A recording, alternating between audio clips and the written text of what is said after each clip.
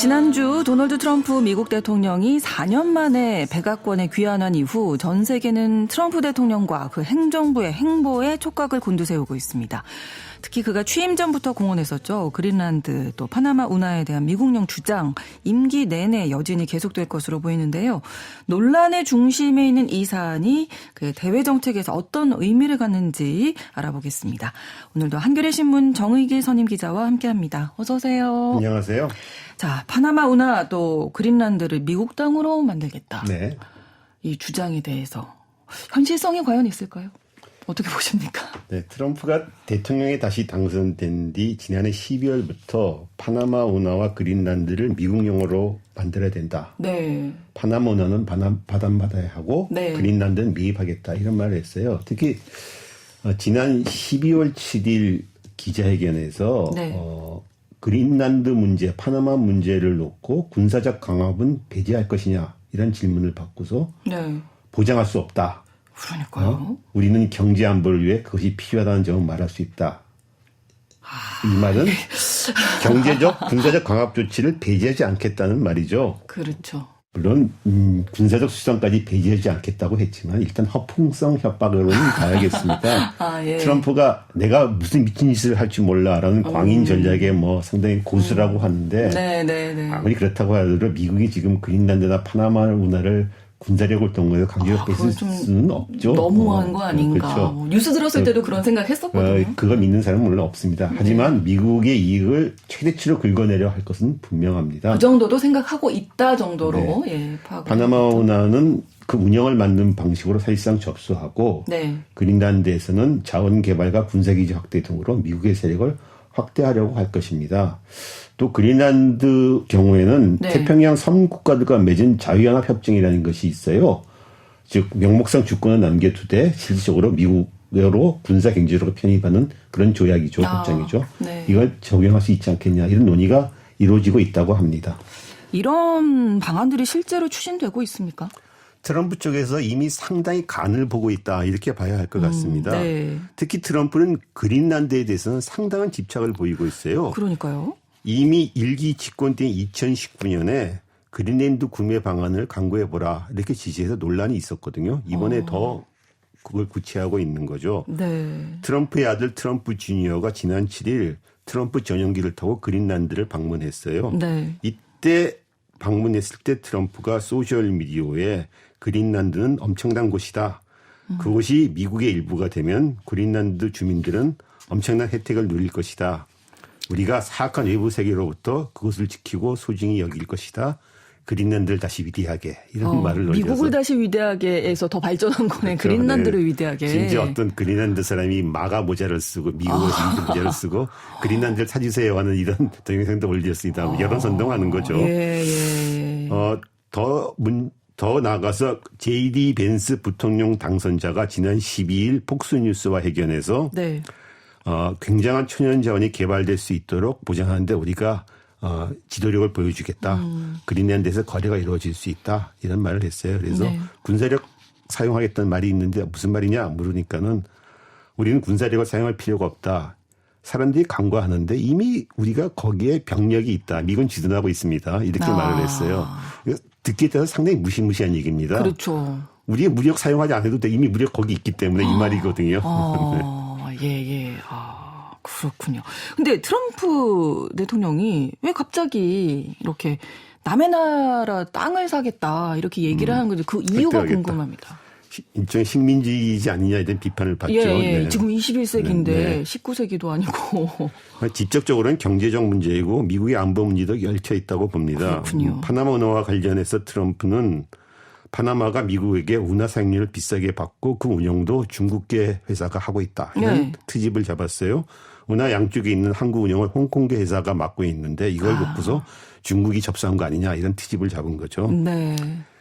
우리는 파나마 운하를 파나마에게 준 것이지 중국에게 주지 않았다. 파나마 운하는 우리 군대를 위해 건설됐고 우리 경제에 필수적이다. 이렇게 주장하고 있습니다. 네. 그린란드와 관련해서는 지구온난화로 북극해가 녹으면서 북극호 항로가 개발될 수 있고 벤스가 말한 대로 히토리 등 천연 자원이 거기 되게 많습니다. 눈독을 띄고 있는 거죠. 무엇보다도 미국을 다시 위대하게라는 트럼프의 마가주의의 본질이 이번 그린란드 파나마 문제와 관련해서 적나라하게 드러나고 있다. 이런 평가를 받고 있습니다. 이건 또 어떤 얘기일까요? 마가주의의 본질을 드러낸다. 한마디로 아메리카 대륙을 미국의 세력권이고 네. 북미 대륙 전체를 미국의 성체로 만들겠다. 뭐 이런 말인 것 같습니다. 트럼프는 이번에 파나마 그린란드 문제를 말하면서 캐나다를 미국의 51번째 주로 만들어야 한다. 멕시코만 명칭을 아메리카만으로 바꾸겠다. 이런 말도 했습니다. 그렇죠. 이를 두고서 뉴욕 포스트라는 언론은 트럼프의 돈노주의라는 이름을 붙였습니다. 네. 돈노주의라는 것은 멀로주의, 즉 멀로 독트린에서 따온 말인데 먼로와 도널드의 약칭인 돈을 결합해서 돈노주의라고 이름을 붙였죠. 네네. 1823년 미국 5대 대통령 제임스 몰로 대통령이 미국은 아메리카 대륙 밖의 문제에 간섭하지 않겠다. 이런 선언을 했는데 이걸 흔히 몰로 독트린, 몰로주의라고 합니다. 네. 그래서 몰로주의는 보통 미국의 고립주의적 대정책, 그러니까 미국은 해외 문제에 간섭하지 않는다. 이런 그렇죠. 뜻으로 받아들이는데 사실 네. 본질은 그게 아닙니다. 몰로주의의 본뜻은 미국은 아메리카 대륙 밖의 문제에 간섭하지 않을 테니 유럽 나라들도 아메리카 대륙에 간섭하지 말아라. 이런 뜻입니다. 이 말은 네. 아메리카 대륙, 즉 서방구는 미국의 세력권이다. 우리는 여기에 우리 거니까 니들은 간섭하지 말라라. 우리도 너네 바깥 문제에 간섭 안 하겠다. 이런 뜻입니다. 네네. 그래서 멀로주의가 표방하는 미국의 고립주의는 사실 아메리카 대륙에 대한 미국 패권주의가 본질입니다. 그러네요. 아메리카 대륙이 한정됐던 이런 미국의 패권주의는 미국이 초강대국으로 부상한 2차 대전 이후에는 전 세계를 적으로 확장됐다고 봐야 합니다. 네. 트럼프가 이번에 파나마 운하나 그린란드에 대한 미국 영화를 주장하면서 다시 아메리카 대륙에 대한 미국의 패권주의를 다시 강화하려고 하는 것이다. 이런 평가죠. 그러니까 아메리카 대륙 전체에 대한 미국의 그렇죠. 패권을 강화하겠다라는 건데 왜 그럼 또 그런 입장을 취하는 건지. 미국을 다시 위대하기라는 트럼프 마가주의의 본질은 미국 우선주의입니다. 그렇죠. 트럼프의 미국 우선주의는 미국의 전세적인 개입을 좀 자제하고 대신 미국의 직접적인 이익을 챙기겠다는 것인데 이를 위해서 미국의 전통적인 세력권인 북미, 더 나아가 아메리카 대륙 전체에 대한 영향을 다시 확보하겠다는 전략이라 할 수 있습니다. 아메리카 대륙에 있는 서방구 우선주의라고 할 수 있죠.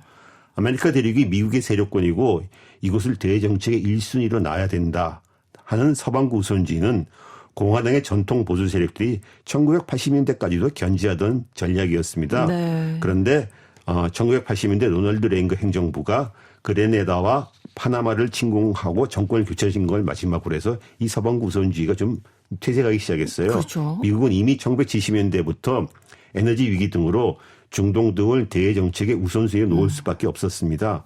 그 이후 냉전이 끝나고 나서 중국이 부상하는 데다 전세적 차원의 개입에 미국의 국력이 한계에 봉착하니까 이번에 트럼프로 대표되는 미국 우선주의자들이 네. 서방구 우선주의를 부활시키고 있는 거죠. 그래서 미국을 위대하게 미국 우선주의로 그렇죠, 네. 다시 돌아가자 이런 얘기인데 그 구체적인 배경에 대해서도 한번 짚어주실까요? 미국이 그동안 중동 등 전 세계적인 문제에 개입하는 동안 미국의 뒷마당이라 할 수 있는 중남미에서는 중국의 영향력이 커졌습니다. 그렇죠. 중국이 경제 성장을 하면서 자원이 많이 필요하니까 중남미 자원을 필요로 했고 중남미 국가들이 중국의 자원을 팔아주면서 미국한테 좀 독립적으로 나온 길을 찾았던 거죠. 네. 그래서 트럼프는 일기 집권 때 버락 오바마 행정부가 추진했던 쿠바의 국교 정상화를 파기했고 네. 미국의 적대적인 베네수엘라, 니카라과 등 사회주의 성향 국가들과 다시 묶어가지고 불량국가로 지정하고 중남미에 대한 미국의 강제적인 영향력을 다시 수립하려고 했습니다. 이번에 트럼프가 취임식 때 네. 행정명령을 통해서 쿠바를 테러 지원국에서 해제했던 바이든 행정명령을 다시 또 취소해버렸습니다. 다시 테러 지원국을 지정해버렸습니다. 네.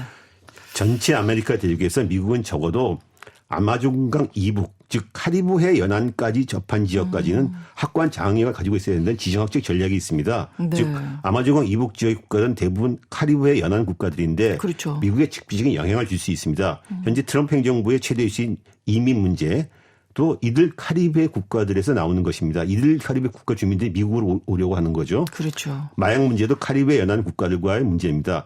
남미의 콜롬비아와 베네수엘라가 바로 아마존강 이북의 카리브해 연안에 접해 있는 국가들이죠.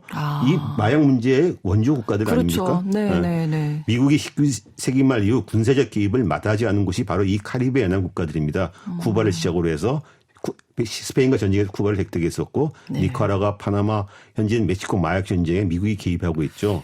트럼프가 이번에 마코 루비오 상원의원을 국무장관으로 임명했는데 그가 히스패닉계 출신입니다. 중남미계. 네. 즉 중남미 문제에 대한 개입을 강화하겠다. 이런 전략으로 받아들여지고 있습니다. 예. 트럼프 행정부의 서방구 우선주의를 보여주는 것이죠. 그러니까 이게 트럼프의 마가주의가 이제 뭐 고립주의가 아니라 어떻게 보면 그 팽창주의, 제국주의, 식민지 뭐 이걸 좀 떠올리게 하거든요. 그런 비난을 받고 있습니다. 네. 그래서 고립주의라기보다는 고립적 팽창주의, 21세기판 미국 팽창주의 이런 비판이 나옵니다. 네. 미국의 역대 정부 대정책의 본질이 사실은 따지고 보면 미국 우선주의였습니다. 근데 그 방점과 대상이 달라져 왔을 뿐이죠. 미국의 초대 대통령 조지 워싱턴은 퇴임사에서 미국이 해외 문제에 연루되지 말아라 이런 경고를 했습니다. 네. 독립 당시 미국의 국력이 약했기 때문이기도 하지만 미국이 국력을 쏟아야 할 더 큰 영향들이 있었기 때문이죠. 즉 북미 등 아메리카 대륙이 미국의 세력권이었기 때문에 네. 이는 아까 말했던 몰로주의로 구체화됐습니다. 그래서 19세기 들어서 미국의 서부 개척 표가 네. 명백한 운명이라는 것이 있었습니다. 명백한 즉, 운명. 네. 미국은 신세계를 개척하고 문명화시켜야 될 신의 소명을 받았다. 이것이 우리의 명백한 운명이다. 그래서 북미 대륙 전체를 우리가 이제 확장하고 팽창하는데 괜찮다. 이런 도덕적인 역사적인 사명이다. 신이 주셨다. 뭐 이렇게 그렇죠. 생각하는 네, 거네요. 네, 네. 네. 그래서 미국이 이제 멕시코 전쟁을 해서 현재 캘리포니아, 텍사스, 아리조나를 획득했었고 알래스카도 러시아도 샀고 그린란드에 대해서도 1860년대 앤드류 존스 대통령 때 이미 구매를 검토했었습니다. 네. 그리고 전쟁 2차 대전이 끝나는 1946년 때 해리 트루먼 대통령도 구입을 하겠다 이런 제안을 했었고요. 어쨌든 미국은 2차 대전 이후에 초강대국으로 부상하면서 그 명백한 운명을 전 세계로 확장했다고 볼 수 있죠. 네. 미국이 자신의 가치와 제도를 전 세계 전파에 구현하면서 영향력 패권을 유지하는 전략을 취해왔습니다.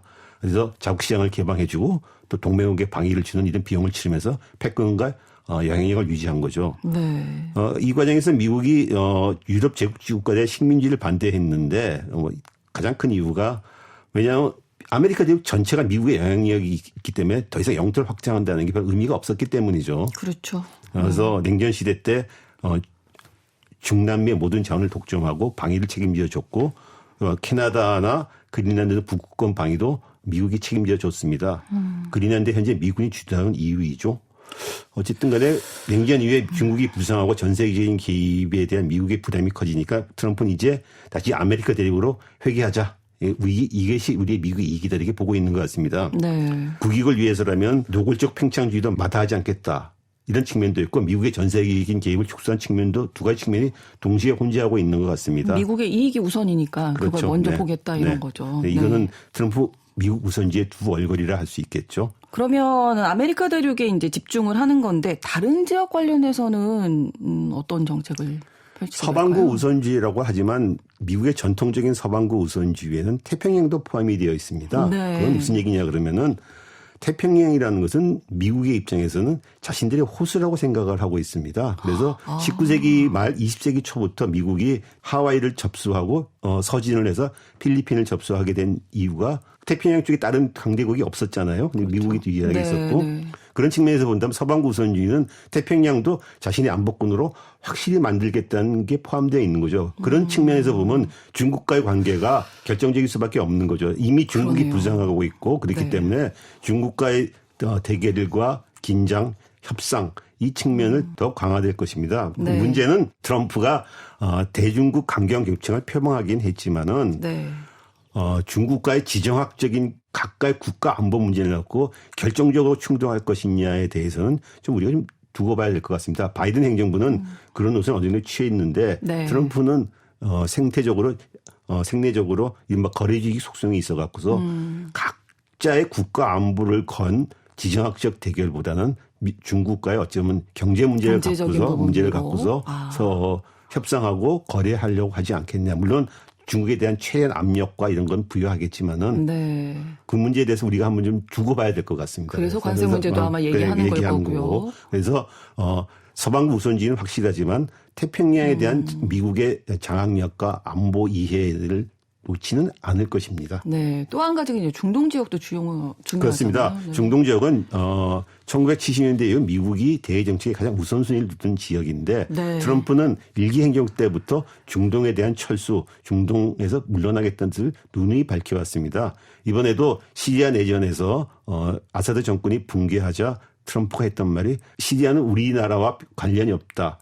우리가 연루돼서 안 된다 이런 말을 했었습니다. 그건 트럼프가 아니더라도 바이든 행정부나 버락 오바마 행정부 때 이미 미국은 중동에서 발을 빼고서 아시아 태평양 쪽으로 집중하려고 했었습니다. 트럼프는 이 기조를 갖다가 더 강화할 것입니다. 다만 중동에서 떠나기 위해서 중동 안정화시켜야 되는데 네. 전임 바이든 행정부는 이란과의 대화 협상을 통해서 하려고 했다가 실패를 했었습니다. 트럼프는 그런 전략을 취하지 않을 것이고 그렇죠. 이스라엘과의 관계를 더욱 강화하고 이스라엘을 더욱 지원해 주고 이스라엘이 중동 전역에 안보를 미국을 대신해서 안보를 책임질 수 있도록 강화하는 방향으로 해주고서 철수할 것입니다. 그런데 이 전략이 성공할지는 두고 봐야 되겠죠. 왜냐하면 네. 중동 이슬람 국가들이 이스라엘에 대해서 관계가 좋지 않기 때문입니다. 그렇습니다. 트럼프 2기 행정부 이제 시작했으니까요. 또 앞으로 차근차근 지켜보도록 하겠습니다. 글로벌 이슈 한겨레 신문 정의기의 선임 기자와 함께했습니다. 오늘 고맙습니다. 감사합니다. 마이클 볼튼의 To Love Somebody 전해드리면서 KBS 일라디오 신성원의 오늘 세계는 마치겠습니다. 내일 오전 11시 5분에 다시 뵙겠습니다. 고맙습니다.